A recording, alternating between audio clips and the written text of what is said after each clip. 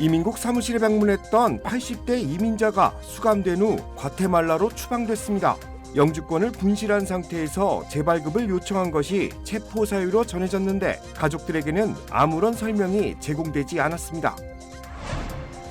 샌프란시스코에서 캠핑카를 동원한 차량 노숙이 금지될 전망입니다.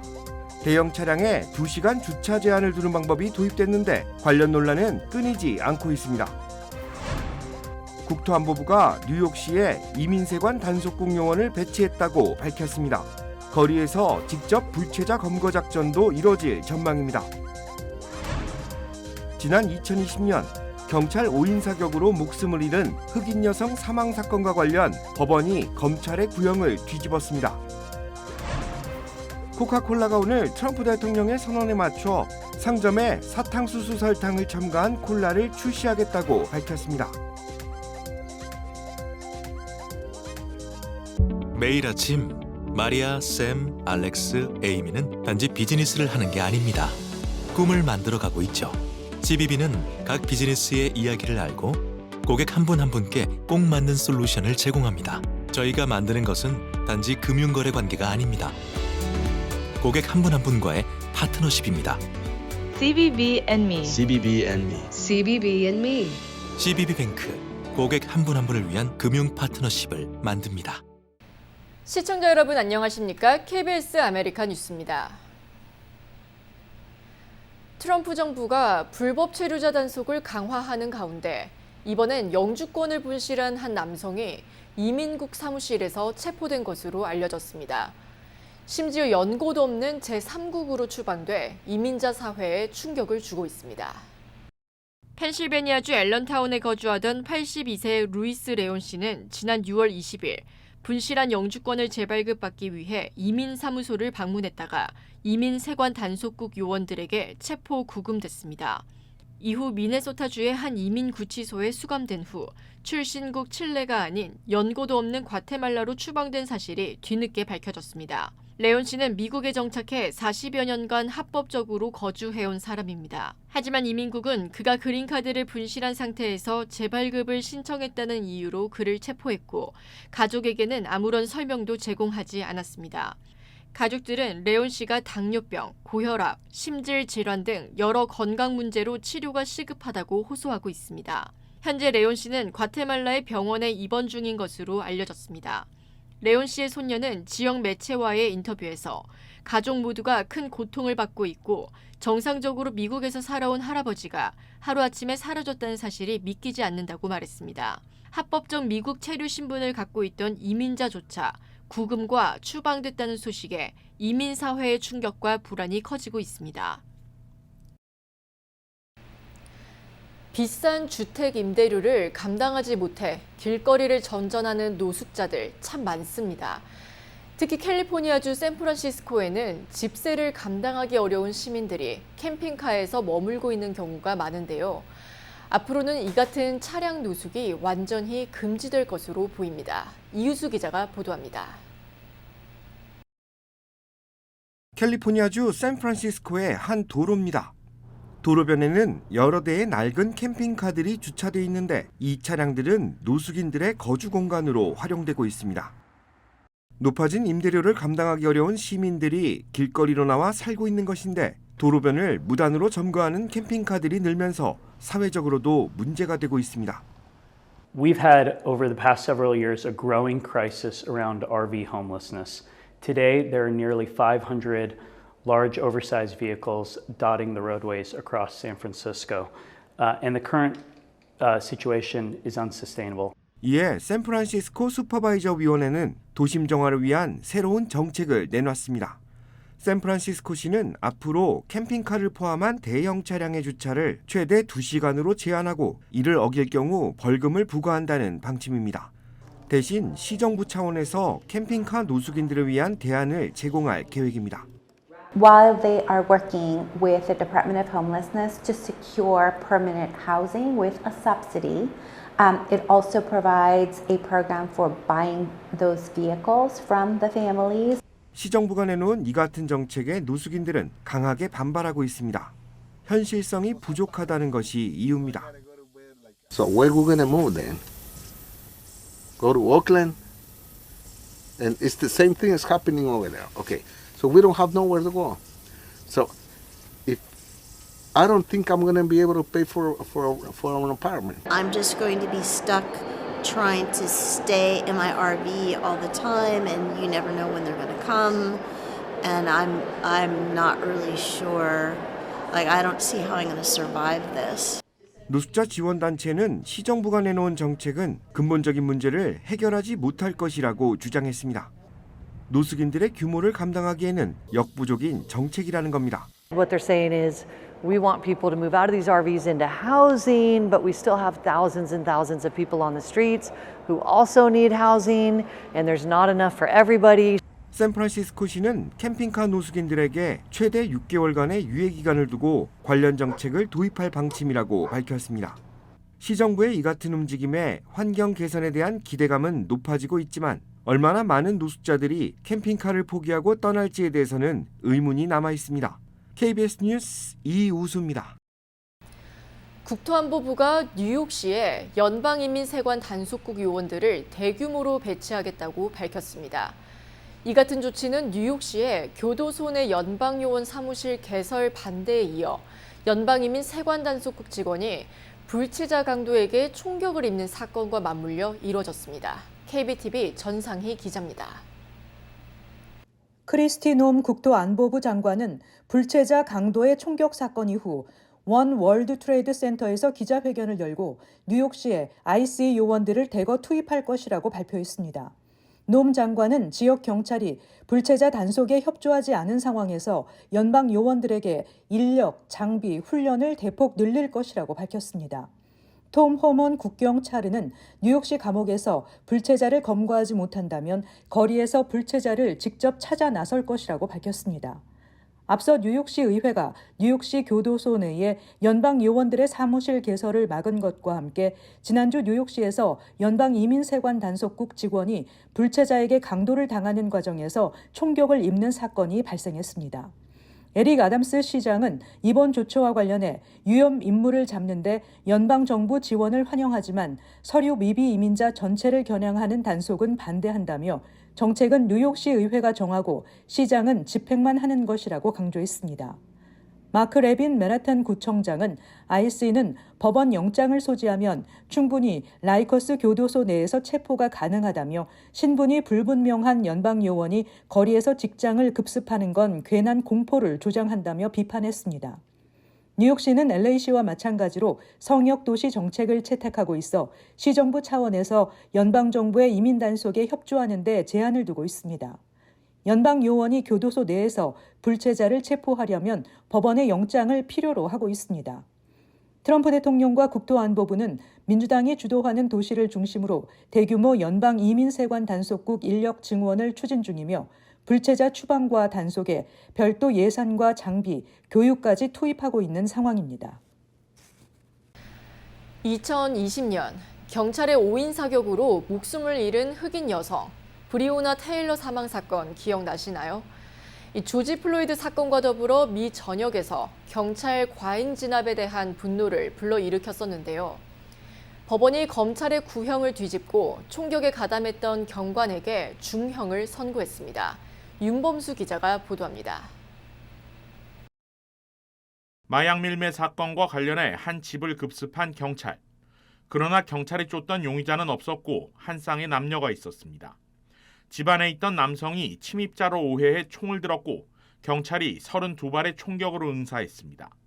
이 과정에서 옆에 있던 26세 여성 브리오나 테일러가 목숨을 잃었습니다. 이 사건은 조지 플로이드 사건과 더불어 미 전역의 항의 시위를 일으키며 경찰 과잉 진압 논란의 대표적 사례로 기록됐습니다. 그리고 사건 5년여 만인 어제 켄터키주 연방지법의 레베카 그레디 제닝스 판사는 당시 10발의 총격을 가했던 경관 브렛 헨키슨에게 33개월의 실형과 3년간의 보호관찰을 선고했습니다. 당초 검찰 측인 법무부가 사실상의 면죄부를 뜻하는 단 하루만 구형한 것을 뒤집어 중형을 선고한 판결이었습니다. I'm grateful for the small piece of justice that we got. It's definitely not what I was expecting. And Brett Hankinson told me I was going to go to jail for the rest of my life. So I definitely feel some type of something to see him going for, even if it's a little time. 전국적인 논란을 불러일으켰지만 당시 사건에 연루된 경관들에 대한 사법 처벌은 이번이 처음입니다. 나머지 경관들은 해고됐거나 사건 은폐 시도를 위한 공모와 공문서 위조 등의 혐의로 재판을 받고 있는데 기소 혐의상 이번 선고와 같은 중형이 내려지기는 힘들 것이란 전망입니다. 이번 선고조차 유죄 판결 당시 종신형까지 선고될 수 있다는 예상과 달리 3년형에 그쳐 솜방망이 처벌이라는 비판이 일고 있습니다. 소속 경찰국이었던 루이빌 경찰국 역시 지난해 연방법무부의 제재를 받는 동의명령에 합의했지만 전국적으로 지역경찰의 공권력 남용 논란은 계속 이어지고 있습니다. KBS 뉴스 윤범수입니다.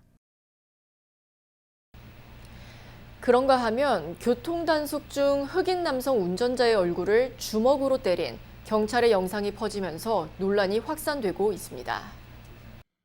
오늘 MBC 뉴스에 따르면 플로리다주 잭슨빌 셰리프국은 전날 기자회견을 열고 올해 초 발생한 흑인 운전자 폭행 사건과 연관된 해당 경찰관의 직무를 박탈했다고 밝혔습니다. 피해 남성은 22살 윌리엄 맥닐 주니어로 올해 2월 19일 낮에 전조등을 켜지 않았다는 이유로 경찰의 정차 지시를 받았고 운전자가 낮이라며 항의하자 언쟁이 벌어진 몇 초 후 경찰관이 운전석 창문을 깨고 맥닐의 얼굴을 주먹으로 가격했습니다. 셰리프국은 보디캠 영상을 공개하며 맥닐이 7번이나 차에서 내리라고 지시했으나 이를 따르지 않았다고 밝혔습니다. 경찰이 맥닐의 차량을 수색한 결과 20g 미만의 마리화나가 발견돼 무면허 운전과 경찰에 저항한 혐의, 또 마리화나 소지 혐의로 체포됐습니다. 맥닐도 혐의를 인정한 것으로 전해진 가운데 해당 영상이 SNS를 통해 확산되면서 경찰의 과잉 진압이라는 논란이 확산되고 있습니다.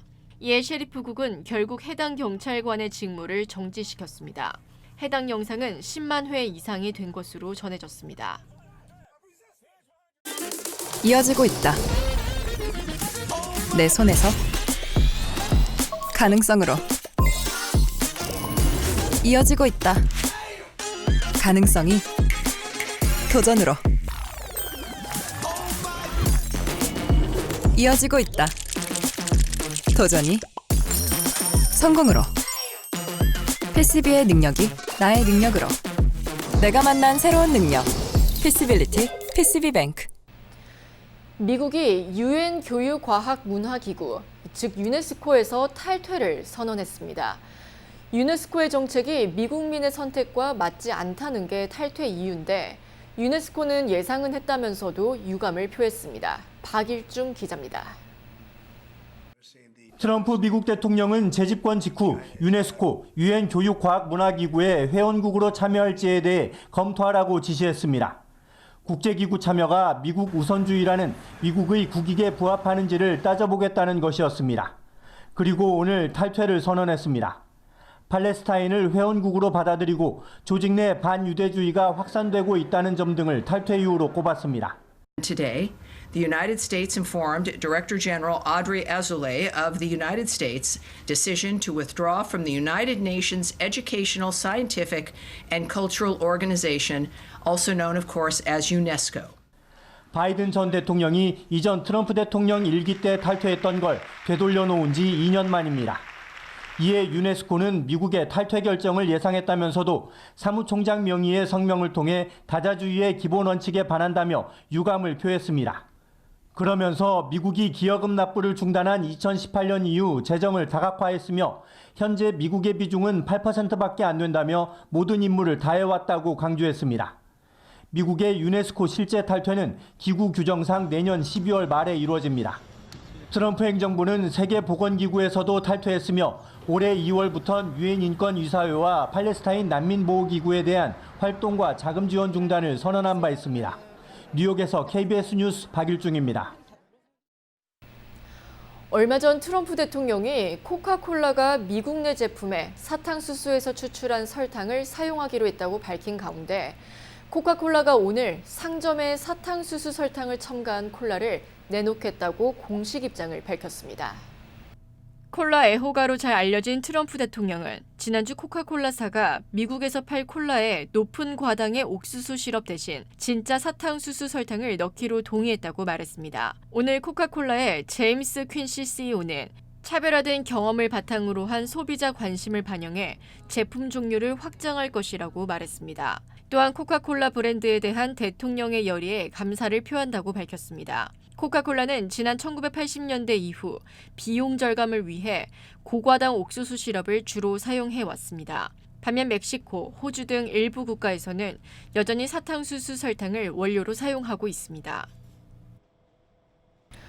오렌지 카운티 센타에나 법원은 어린 소년 2명을 5년 넘게 성폭행한 50대 남성에게 235년 8개월형을 선고했습니다.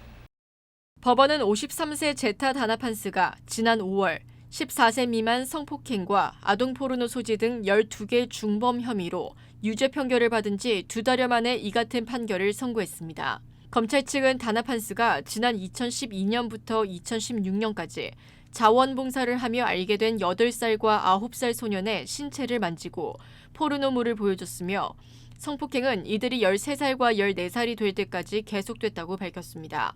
다나판스는 포르노물을 보여준 건 인정했지만 소년들을 만진 적은 없다고 부인했습니다. 뱅크 오브 호프가 2분기 테리토리얼 뱅콕과의 합병 등 2분기 실적을 발표했습니다. 뱅크 오브 호프 제주사 호프뱅콕이 오늘 발표한 2분기 실적 발표에 따르면 1분기 대비 순이익은 2,450만 달러로 7% 증가했습니다. 특히 테리토리얼 뱅콕 합병과 견고한 대출 증가로 1분기와 비교해 대출은 8% 증가했습니다. 자산 규모는 185억 5천만 달러로 1분기 170억 7천만 달러보다 개선된 것으로 나타났습니다. 케빈 김 뱅크 오브 호프 행장은 견고한 자본과 유동성을 유지해 안정적인 성장에 총력을 기울이겠다고 강조했습니다. 트럼프 대통령이 필리핀에 상호관세 19%를 부과하겠다고 밝혔습니다. 앞서 보낸 서한에서 명시한 것보다 1%포인트 낮아졌습니다. 이로써 미국과 무역 협상을 타결한 곳은 4개국이 됐는데 한국 정부는 오는 25일 미국에서 2+2 협의를 통해 막판 합의에 나섭니다. 김지숙 기자가 보도합니다. 트럼프 미국 대통령이 8월 1일부터 필리핀에 19% 상호 관세를 부과하는 무역 합의를 타결했다고 밝혔습니다. 마르코스 주니어 필리핀 대통령과 정상회담을 통해 막판 쟁점을 조율한 걸로 보입니다. He's too tough, but we'll probably agree to something. But he's strong negotiator. 당초 미국은 필리핀에 상호 관세 17%를 부과했다가 최근 서한을 보내 20%로 상향했는데 결국 다시 1%포인트를 내린 겁니다. 대신 필리핀은 미국의 무관세로 시장을 개방하기로 했습니다. 트럼프 대통령은 또 미국과 필리핀이 군사적으로 협력할 거라고도 밝혔습니다. You had a country that was tilting toward China for a period of time, and I just don't think that would have been good for you. 미국과 무역 합의를 체결한 국가가 4곳으로 늘어난 가운데 우리 정부도 막판 총력전에 나섰습니다. 위성락 국가안보실장에 이어 여한구 통상교섭본부장이 오늘 미국에 도착했습니다. 여한구 본부장은 구윤철 부총리 겸 기재부 장관과 함께 오는 25일 미국 측과 2+2 협의를 갖고談判에 나섭니다. 특히 이번엔 종전 멤버였던 산업통상자원부 장관 대신 통상실무를 총괄하는 통상교섭본부장이 직접 참석하기로 했습니다. 미국 측의 요청이 반영된 건데 더 세밀한 합의를 도출하려는 포석으로 풀이됩니다. 미국 쪽에서 재무장관, 그다음에 USTR 이렇게 요청이 와서 저희들도 그렇게 하기로 하고.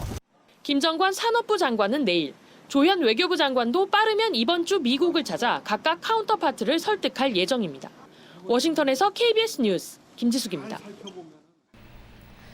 비행 중이던 한 여객기에서 술에 취한 승객 1명이 셔츠를 벗고 난동을 부려 여객기가 긴급 회항하는 일이 벌어졌습니다. 지난 7일 NBC 샌디에이고에 따르면 지난 5일 애틀란타에서 샌디에이고로 향하던 델타 항공기에서 술에 취한 코빈 샌더스라는 승객이 난동을 부렸습니다. 목격자는 한 승객이 비명을 지르며 셔츠를 벗기 시작했다며 집에 가고 싶다고 계속 말했다고 설명했습니다. 샌더스 주변 승객들과 승무원이 이런 행동을 제지하려 하자 샌더스는 승무원을 폭행하기도 한 것으로 전해졌습니다. 기내 소동으로 이륙한 지 2시간 만에 여객기는 댈러스 포트워스 국제공항으로 회항했습니다. 경찰은 샌더스가 공공장소 음주 혐의로 기소됐다고 밝혔습니다. 한국교육부와 국립국제교육원이 주관하는 제101회 한국어 능력시험이 지난 12일 LA 한국교육원에서 실시됐습니다. 한국어 능력시험은 재외동포와 외국인을 대상으로 한국어 능력을 평가하는 시험이며 한국 유학이나 한국 기업 및 공공기관 취업에 활용되고 있습니다. 이날 교육원 현장에는 총 66명의 한국어 학습자들이 응시했으며 특히 초급의 경우 비한국계 응시자가 전체의 82%를 차지해 높은 비율을 보였다고 교육원은 밝혔습니다. 강전훈 LA 한국교육원장은 한국 유학과 취업을 목적으로 한국어 능력 시험을 준비하는 학습자들에게 맞춤형 교육 프로그램을 제공하고 시험 원서 접수 절차도 더욱 편리하게 개선할 계획이라고 설명했습니다. 다음 한국어 능력 시험은 10월 18일에 실시되며 시험 원서 접수는 오는 29일까지입니다.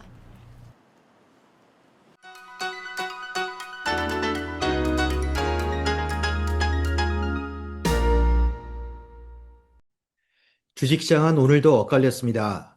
3대 지수가 3일 연속 엇갈린 등락으로 마감한 건 지난 5월 15일 이후 10주 만인데요.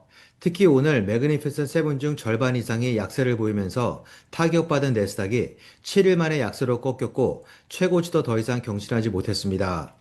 반면 다우존스는 이틀 연속 하락했던 것을 싹 다 만회하고도 더 오른 강세를 보여 오랜만에 추가 상승에 대한 기대감을 키웠는데요. 관세 영향을 반영한 부진한 실적과 전망을 발표한 일부 기업들의 두드러진 하락세는 부담으로 작용했습니다. 그로 인해 전체적인 장의 분위기도 위축됐는데요. 하지만 내일 실적 발표를 앞둔 알파벳과 테슬라가 비록 미미한 수준이지만 나란히 상승했고 11개 섹터 중 9개가 강세를 보여 분위기 반전에 일정 부분 기여했습니다. 반면 오늘 대형은행 자본통합 컨퍼런스에 참석한 파월 의장의 발언과 트럼프 대통령이 머지않은 미래에 중국에서 시진핑 주석과 만남을 시사한 언급은 주목받지 못한 채 조용히 묻혀버렸습니다. 지금까지 김재한이었습니다.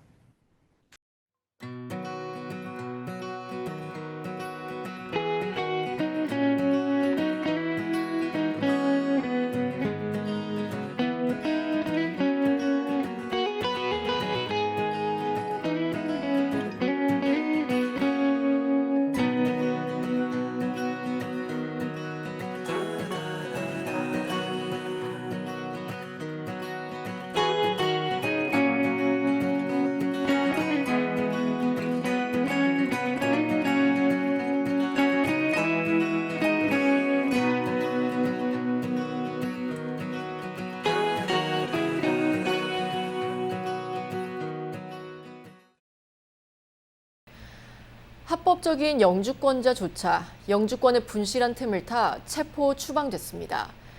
한순간의 삶의 터전과 가족 곁을 잃었습니다.